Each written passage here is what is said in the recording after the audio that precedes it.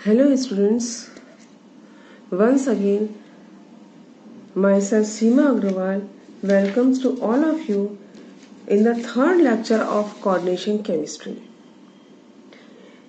Students, अभी तक हमने जो पिछले 2 लेक्चर हुए हैं उसमें कोऑर्डिनेशन केमिस्ट्री या कोऑर्डिनेशन कंपाउंड्स का इंट्रोडक्शन पढ़ा है और इसको एक्सप्लेन करने के लिए जो वर्नर ने थ्योरी दी थी वो थ्योरी पढ़ी है।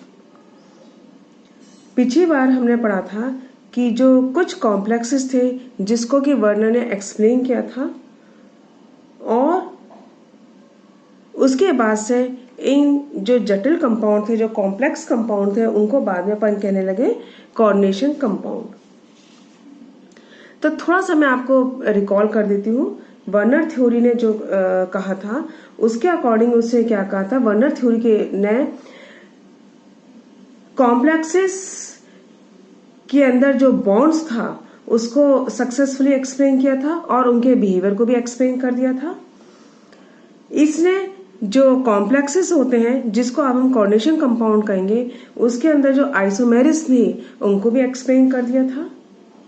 इसने कॉम्प्लेक्सेस की जो उस समय की जो कॉम्प्लेक्सेस थे उनकी ज्योमेट्री को भी एक्सप्लेन कर दिया था और उसे कहा था कि कॉम्प्लेक्स क्यों होते हैं, क्योंकि इसमें क्या होता है कि एक सेंट्रल मेटल आयन होता है और वो जो सराउंडिंग आयंस होते हैं उनके उसके चारों तरफ जो सराउंडिंग आयंस होते हैं उनके साथ वो कोऑर्डिनेशन बॉन्ड बनाता है। तो ये उसने कुछ बातें बताई थी। अब अपन कोऑर्डिनेशन केमिस्ट्री को मैं आगे बढ़ने से पहले इसकी जो कुछ मेन जो टर्म्स हैं उसके बारे में स्टडी करेंगे वो क्या क्या होती है। ठीक है, इसमें सबसे पहले जो फर्स्ट जो आती है वो होती है आपकी कोऑर्डिनेशन स्पीसी। तो कोऑर्डिनेशन स्पीसी क्या होती है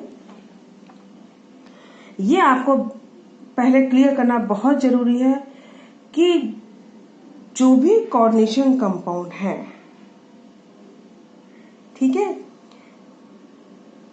उसमें जितने भी कंपाउंड्स हैं इसमें जो कोऑर्डिनेशन बॉन्ड से बंधे होते हैं वो सारे के सारे कॉम्प्लेक्सेस में नहीं कंसीडर करते हैं।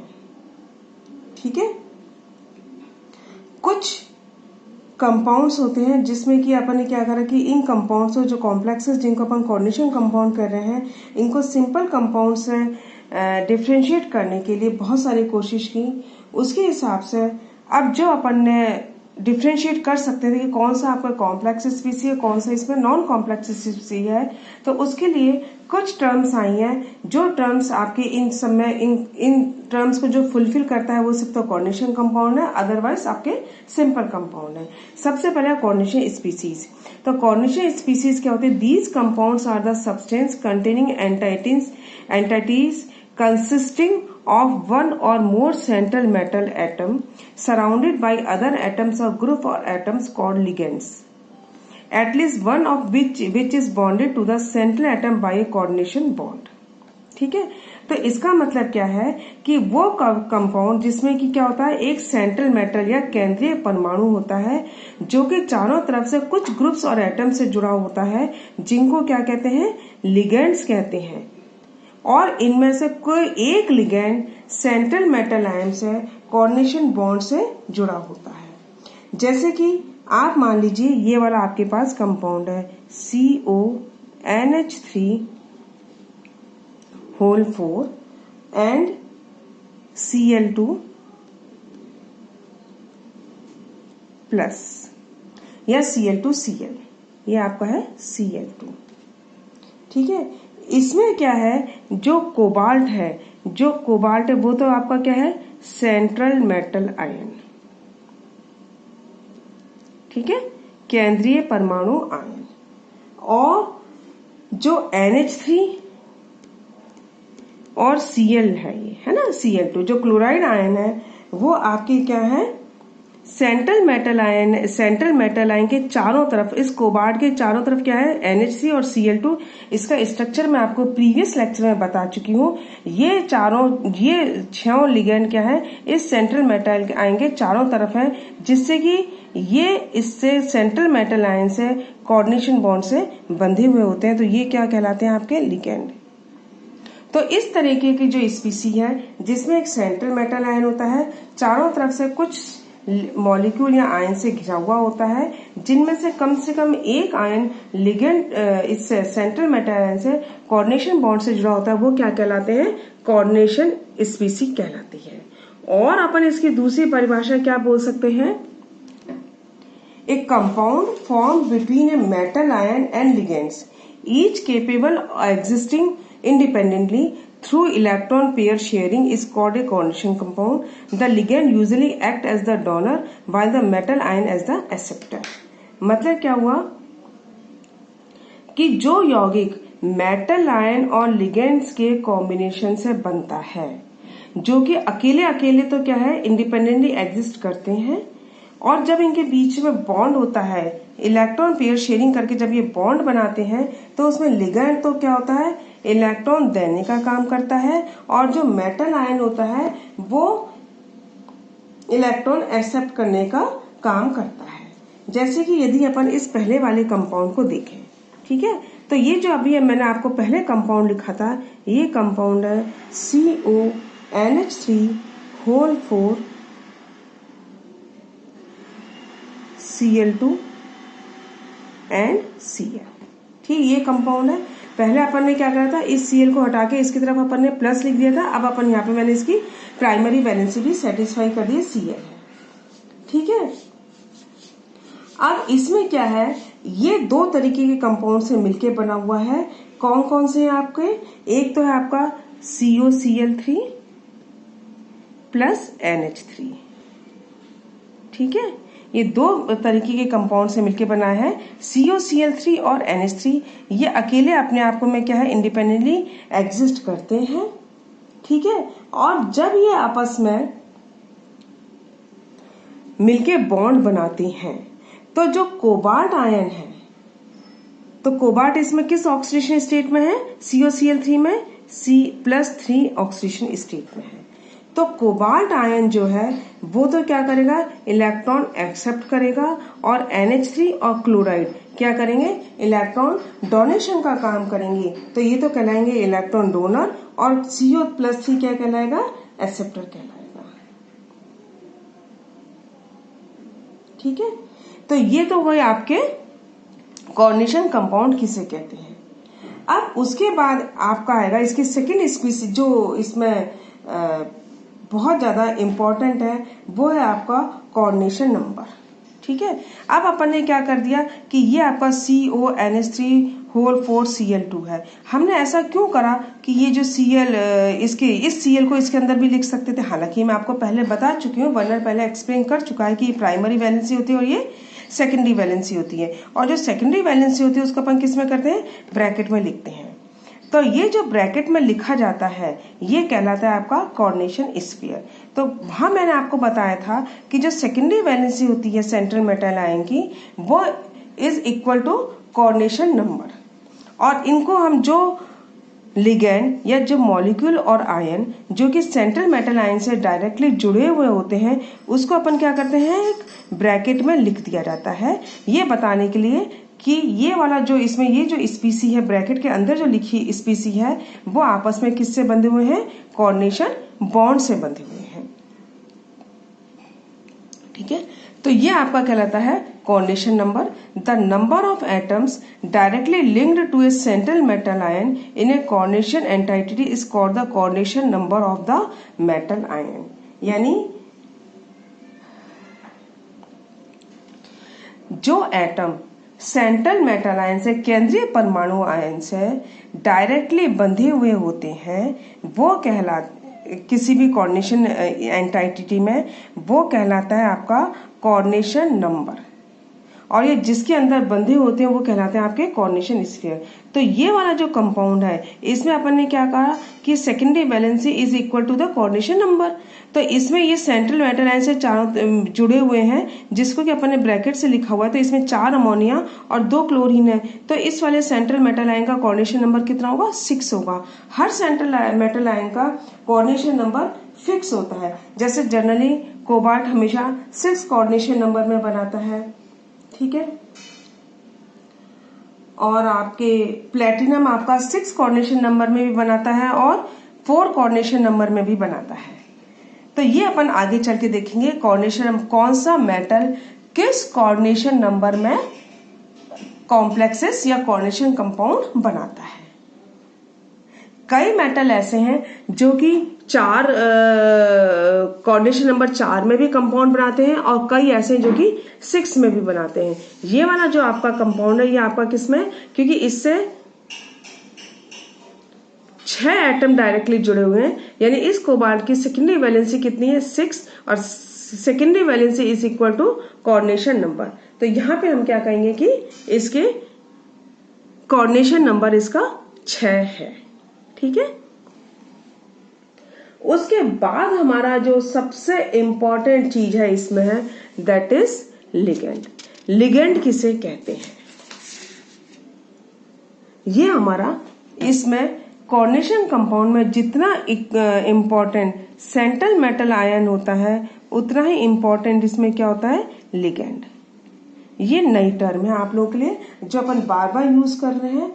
तो इसमें क्या है, देखिए इस वाले कंपाउंड को आप वापस से देखिए, जैसा कि मैंने आपको कहा इसमें सेंट्रल मेटल आयन है। सेंट्रल मेटल आयन के चारों तरफ जो एटम जुड़े हुए हैं जो कि इसको इलेक्ट्रॉन डोनेट कर सकते हैं। जैसा मैंने अभी कहा था कि इसमें लिगेंड जो है वो किस में तरह का डोनर एटम की तरह काम करते हैं, यानी कोऑर्डिनेशन बॉन्ड इसके बीच में है। तो कोऑर्डिनेशन बॉन्ड अपन किसको कहते हैं, जिसमें एक एटम इलेक्ट्रॉन पेयर को डोनेट करता है और एक एटम इलेक्ट्रॉन पेयर को एक्सेप्ट करता है, ठीक है।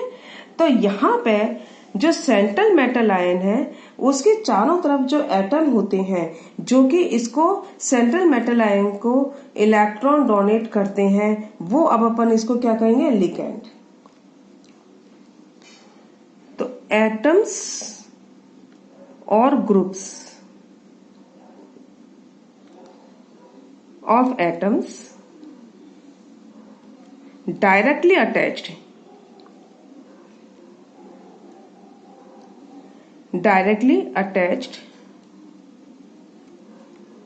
to the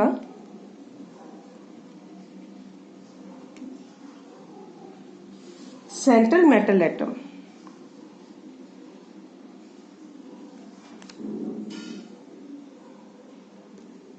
are called ligand। और अपन क्या कह सकते हैं, लिगेंड जो क्या होते हैं, इसमें क्या होते हैं, लोन पेयर डोनेट करते हैं। तो मोस्ट ऑफ देम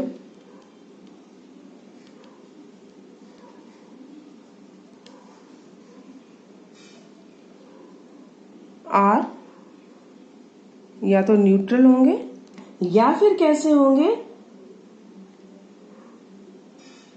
एनायंस होंगे, लेकिन जिसमें क्या है, कम से कम एक लोन पेयर होना जरूरी है, at least 1 lone pair of electrons, क्योंकि लोन पेयर होंगे वही तो डोनेट करेगा, ठीक है। तो कौन से एटम्स होंगे, लिगेंड किसको कहेंगे, जो जिनमें कि कम से कम एक लोन पेयर होना जरूरी है, ठीक है। जो लिगेंड होते हैं इसको अपन ऐसे यदि रिप्रेजेंट करें तो अपन क्या करें, लिगेंड जो है मेटल को इलेक्ट्रॉन पेयर डोनेट करता है। तो हमेशा लिगेंड से मेटल की तरफ अपन क्या करते हैं, एरो लगाते हैं। एरो लगाने का मतलब क्या है कि इनके बीच में कोऑर्डिनेशन एटम है, जिसकी तरफ एरो है वो तो इलेक्ट्रॉन ग्रहण कर रहा है और जिसकी तरफ से है उसको अपन क्या कहेंगे कि वो इलेक्ट्रॉन पेयर को डोनेट कर रहा है। तो ये अपन इससे लगाते हैं, यदि अपन खाली बॉन्ड लगाएंगे, ऐसी लाइन लगाएंगे तो ऐसी लाइन यदि अपन लगाते हैं मान लीजिए तो क्या होगा, कोवेलेंट बॉन्ड भी होती है। तो कोवेलेंट बॉन्ड को कोऑर्डिनेशन बॉन्ड से डिफरेंशिएट करने के लिए अपन क्या करते हैं, कोऑर्डिनेशन बॉन्ड की तरफ अपन एरो का निशान लगा देते हैं।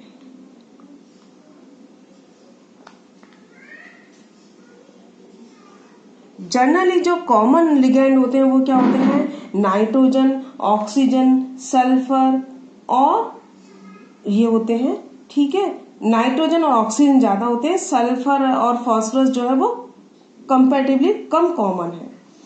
ठीक है, अब इसमें क्या है कि ये जो लिगेंड है ये मेटल आयन से किस तरीके से जुड़ा हुआ होता है। यदि लिगेंड के पास सिर्फ एक लोन पेयर है, ठीक है, या सिर्फ ऐसा लिगेंड के पास एक एटम है जो कि एक ही डोनर एटम है, तो वो अपन क्या करते हैं, उसको तो अपन मोनोडेंटेट कह देते हैं, या एक ही तरफ से जुड़ सकता है। यानी जितने आपके पास लिगेंड के पास डोनर एटम है, या जितने तरीके से वो कोऑर्डिनेशन बॉन्ड बना सकता है, उसके अकॉर्डिंग अपन क्या कह सकते हैं, इन लिगेंड्स को फर्दर अपन डिवाइड कर सकते हैं। पहले अपन ने क्या करा, लिगेंड की डेफिनेशन दे दी, अब अपन लिगेंड को फर्दर डिवाइड कर रहे हैं। वो अपन किस तरीके से करेंगे, पहला तो है आपका मोनोडेंटेट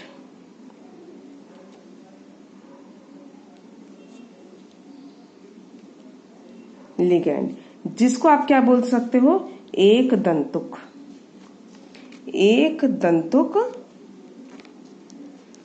लिगेंड। ठीक है, तो इसमें क्या है, यदि सिर्फ एटम में या किसी भी लिगेंड में एक डोनर एटम होगा, ठीक है, only one donor atom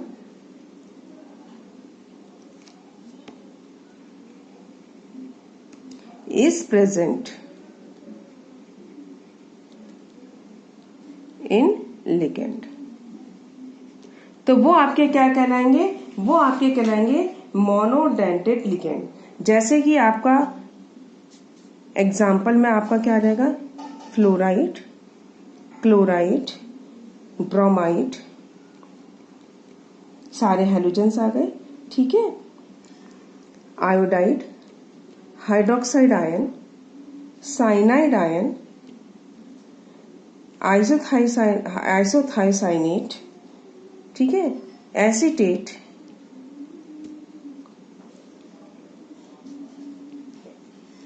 NO2-, SO4-2, ठीक है, ये तो आपके कैंसर हो गए, सारे के सारे क्या हो गए, एनायंस हो गए।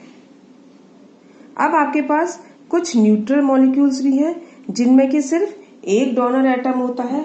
वो कौन से होते हैं, जैसे वाटर मॉलिक्यूल, सिर्फ इसमें ऑक्सीजन डोनेट कर सकता है। ठीक है, एल्कोहल, इसमें भी ऑक्सीजन डोनेट कर सकता है। NO, NH3, अमोनिया के सारे derivative, RNH2, R2NH, R3N,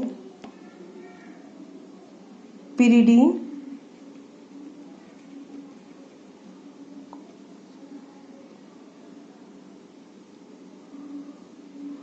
phosphine, ये क्या हो गया आपका, फॉस्फीन्स।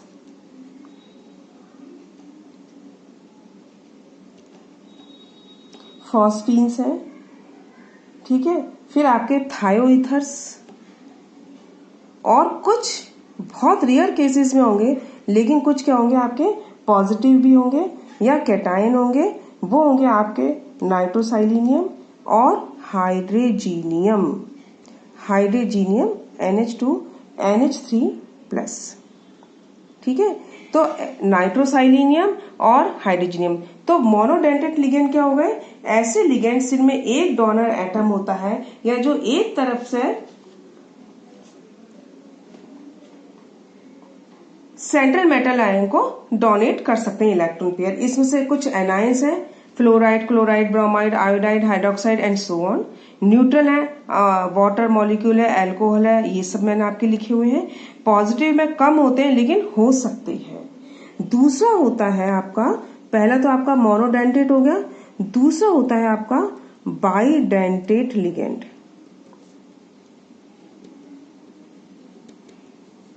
बाइडेंटेट यानी द्विदंतुक द्विदंतुक नाम से ही लग रहा है, जो कि दो तरफ से सेंट्रल मेटल आयन को पकड़ सकता है। ठीक है, तो इसमें क्या हो गया,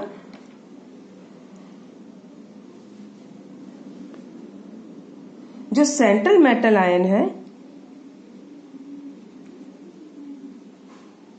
is linked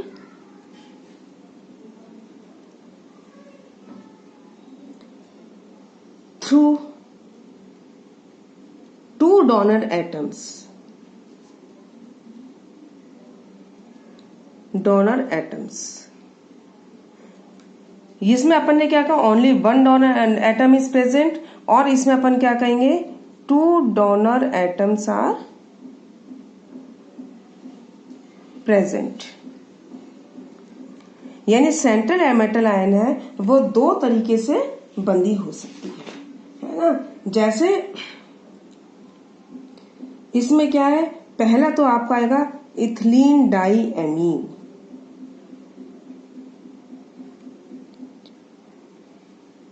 ethylene diamine, जिसको अपन क्या कहते हैं, EN भी लिख देते हैं। ठीक है, और ये होता है, इसका फॉर्मूला आपका क्या होगा, इथिलीन डाई एमीन, यानी कि CH2 और इसका एक ये किससे रिप्लेस हो जाएगा, NH2 से रिप्लेस हो जाएगा, इथिलीन डाईएमीन। तो इसमें देखिए एक नाइट्रोजन यहाँ पे है और एक नाइट्रोजन यहाँ पे है, एक साथ इधर ये वाला नाइट्रोजन भी डोनेट कर सकता है और ये वाला नाइट्रोजन भी डोनेट कर सकता है, तो दो तरीके से आप ये जुड़ सकते हैं। ठीक है, तो ये आपका कहलाएंगे आपके बाइडेंटेट लिगेंड।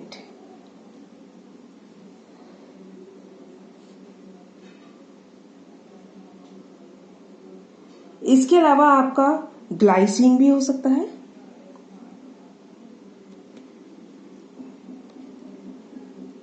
इसमें एक तो क्या होगा, नाइट्रोजन है इसमें, ठीक है, और दूसरा आपका क्या होगा, ऑक्सीजन।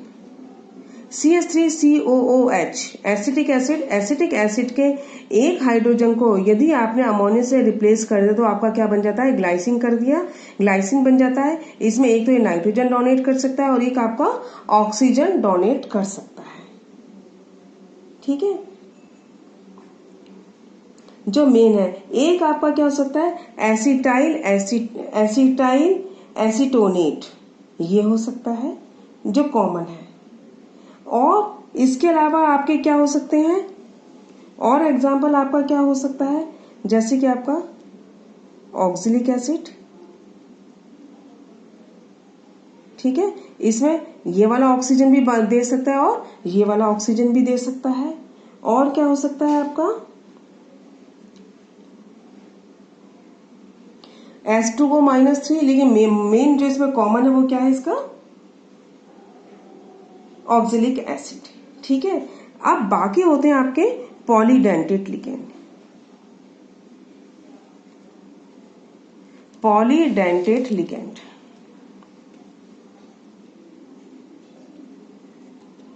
बहुदंतक लिगेंड। तो मोनोडेंटेट लिगेंड तो क्या हो गए, जो कि आपको क्या हो गए, जिसमें कि एक डोनर एटम पाया जाता है। बाइडेंटेट आपके क्या हो गए, जिसमें कि दो डोनर एटम पाए जाते हैं। और मल्टीडेंटेट कैसे होंगे, मल्टीडेंटेट कंपाउंड मल्टीडेंटेट होंगे जिसमें कि दो से ज्यादा डोनर एटम पाए जाते हैं, more than 2 donor atoms, more than 2 donor atoms are present। ठीक है, तो इसमें मोनोडेंटेट में तो अपन कहते हैं एक एटम, इसमें दो तरीके से हो सकता है और इसमें तीन तरीके से हो सकता है। अब इसमें भी फर्दर अपन कह सकते हैं ट्राइडेंटेट हो सकते हैं, टेट्राडेंटेट हो सकते हैं, ये सब हो सकते हैं। ठीक है, ये जनरली क्या बनाते हैं, चीलेट्स बनाते हैं।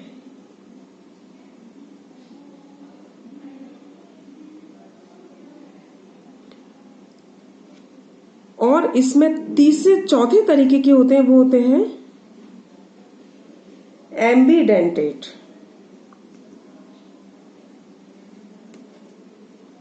Ambidentate ligand. एम्बीडेंटेट लिगेंड क्या होंगे? एम्बीडेंटेट लिगेंड आपके जनरली मोनोडेंटेट लिगेंड ही होते हैं, लेकिन मोनोडेंटेट लिगेंड में भी क्या होता है कि ये दो तरफ से बना सकते हैं। डिफरेंट डोनर बना, एक बार इसके पास एक से ज्यादा डोनर एटम प्रेजेंट है, लेकिन एक बार में ये एक ही एटम डोनर एटम को यूज करेगा। तो अपन क्या कह सकते हैं, ये हमेशा कैसे होते हैं? मोनोडेंटेट लिगेंड ही होते हैं। पहले तो ये ध्यान रखो, मोनोडेंटेट लिगेंड ही होते हैं, ठीक है। Which can bind, which can bind to central metal ion, to central metal ion through different donor atoms, through different donor atoms। तो मोनोडेंटेट लिगेंड ही है, ठीक है, लेकिन इसमें क्या है, ये दो तरफ से बना सकता है। जैसे कि आपका थायोसाइनाइड है, ठीक है, NCS, एग्जाम्पल आपका क्या हो जाएगा? आइसोथायोसाइनाइड। ये एक तरफ से नाइट्रोजन से बना सकता है या सल्फर से। बनाएगा एक बार में एक ही, या तो नाइट्रोजन बनाएगा या सल्फर से बनाएगा, लेकिन दो इसके पास डोनर साइट मौजूद है। ये नाइट्रोजन के थ्रू भी बना सकता है और H के थ्रू भी बना सकता है, या आपका साइनाइड से, सॉरी साइनाइड तो फिर भी ठीक रहेंगे, उसमें रहेगा थायोसाइनाइड हो गए, ठीक है। तो ये आपके कुछ वो हैं। और पॉलीडेंटेट लिगेंड जैसे मैंने आपको बताया, इसमें सबसे ज्यादा इंपॉर्टेंट जो होता है EDTA, ethylene diamine tetra acetic acid, ठीक है, ये अपना रह गया था ethylene diamine tetra acetic acid. ये इसका फॉर्मूला याद करने का सबसे आसान तरीका है, ये आपने क्या लिख लिया? इथिलीन लिख लिया। इथिलीन के दोनों तरफ आपने क्या लिख लिया? इथिलीन डाई एमीन, जैसा कि मैंने आपको यहाँ बताया था, इथिलीन डाई एमीन लिख लीजिए NH। अब इसके जो दोनों हाइड्रोजन है, इधर के भी और इधर के भी, इनको आप क्या करिए? एसिटिक एसिड से रिप्लेस कर दीजिए। तो ये हो गया आपका इथिलीन डाई एमीन, ठीक है, इथिलीन डाई एमीन टेट्रा। अब इसका ये हाइड्रोजन निकल जाएगा, इसका ये हाइड्रोजन, तो COO नेगेटिव, COO नेगेटिव, ये हाइड्रोजन निकल जाएगा, ये निकल जाएगा और ये निकल जाएगा। तो कहने का मतलब ये है, इसे दो ऑक्सीजन यहाँ हो गए, दो ऑक्सीजन यहाँ हो गए, और ये नाइट्रोजन के पास भी लोन पेयर होता है। तो ये इतने सारी जगह से ये बॉन्ड बना सकता है। ये आपका कहलाते हैं पॉलीडेंटेट लिगेंड, ठीक है। तो एम्बीडेंटेट हो गए अपने। एम्बीडेंटेट कौन से हो गए? जिसमें एक से अधिक हो, एक से अधिक डोनर एटम हो, लेकिन वो कंडीशन के अनुसार किसी भी एक डोनर एटम से उपसंयोजक बना सकता है। जैसे HCN मैंने आपको बताया, HCN में था ये नाइट्रोजन और सल्फर दोनों ही है। आइसोथाइनाइड ये हो सकता है ना, ये बना सकता है। कुछ होते हैं आपके ब्रिज लिगेंड।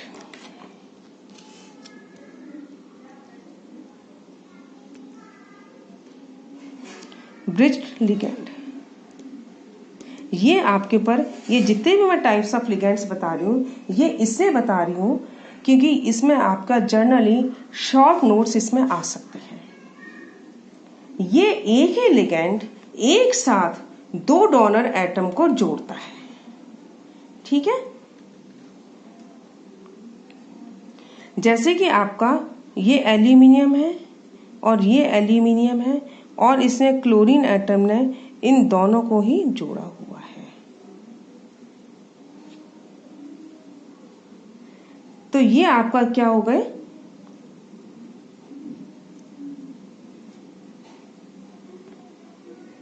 ब्रिज लिगेंड हो गए। तो इसमें क्या है, एक बार में लिगेंड जो है दो मेटल आयन को जोड़ता है। फिर एक इसमें और इंपॉर्टेंट टर्म आती है, वो होती है चीलेशन।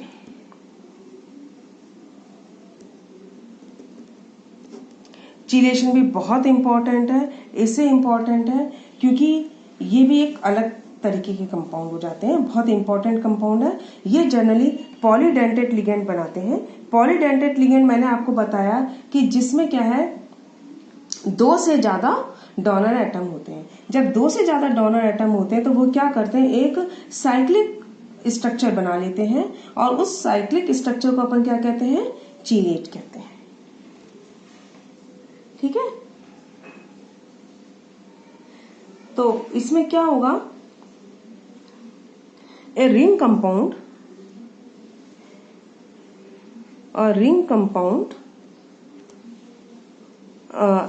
ring comprising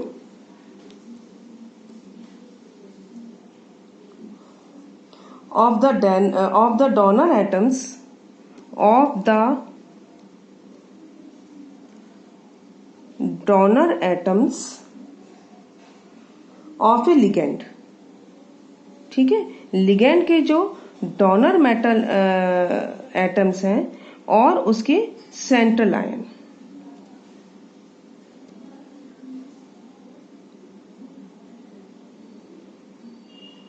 is termed as chelate. ठीक है, अब इसका आप एग्जाम्पल कैसे देंगे, इसका एग्जाम्पल आप ये दे सकते हैं, जैसे आपका इथिलीन डाइअमीन है। ठीक है, इथिलीन डाइअमीन अभी मैंने आपको बताया कैसा है, बाइडेंटेट लिगेंड है, CH2CH2। ठीक है, ये आपका आ जाएगा, इसके पास क्या है, दो नाइट्रोजन परमाणु है। ठीक है, अब इसने एक नाइट्रोजन परमाणु तो यहाँ डोनेट प्लेटिनम से रिएक्ट वो कोऑर्डिनेशन बॉन्ड बनाया है, एक ने यहाँ बनाया, तो ये क्या हो गया, एक साइक्लिक स्ट्रक्चर बन गया। ये आपका कहलाता है, प्लेटिनम का कोऑर्डिनेशन नंबर क्योंकि 4 होता है, तो एक तो इस नाइट्रोजन से सेटिस्फाइड हुआ, सेकेंडरी वैलेंसी एक इससे सेटिस्फाइड हुई, दो इसके क्लोरीन से, तो ये एक साइक्लिक स्ट्रक्चर बन गया। इसको अपन कहते हैं चीलेट, और ये जो प्रोसेस होता है ये आपका कहलाता है चीलेशन। और एक इसमें जो सबसे इंपॉर्टेंट स्पीसी टर्म और है, वो आपकी कहलाएगी कोऑर्डिनेशन स्फीयर। मैंने आपको जैसे बताया प्रीवियस लेक्चर में कि जितनी भी सेकेंडरी वैलेंसी होती हैं जो कि सेंट्रल मेटल आयन से कोऑर्डिनेशन बॉन्ड से बंधी होती हैं, उसको अपन क्या करते हैं, एक ब्रैकेट में बंद कर देते हैं, और वो ब्रैकेट कहलाता है आपका कोऑर्डिनेशन स्फीयर। ठीक है, तो इसको आप क्या कहोगे, the central metal atom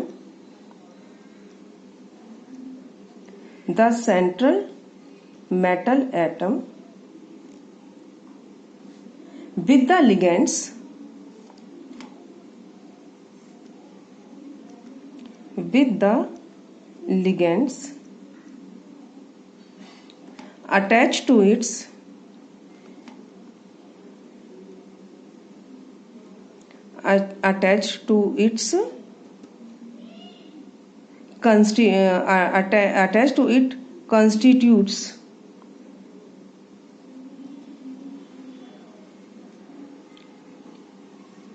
constitutes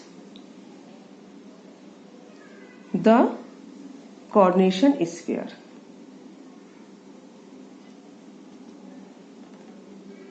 coordination sphere और इनर स्फीयर, जैसे कि मैंने आपको एग्जाम्पल में बताया था, जैसे CONH3 और Cl2, ये सब क्या है, इससे सेकेंडरी वैलेंसी से जुड़े हुए हैं, तो ये इसको अपन एक ब्रैकेट में बंद कर देते हैं, और ये ब्रैकेट आपका कहलाएगा कोऑर्डिनेशन स्फीयर या इनर स्फीयर। इसके अंदर जो भी होते हैं वो सब एटम किससे बंधे होते हैं, कोऑर्डिनेशन बॉन्ड से बंधे होते हैं, और इसके जो बाहर होते हैं वो किससे बंधे होते हैं, आयनिक वैलेंसी होती है, आयनिक बॉन्ड से बंधे होते हैं।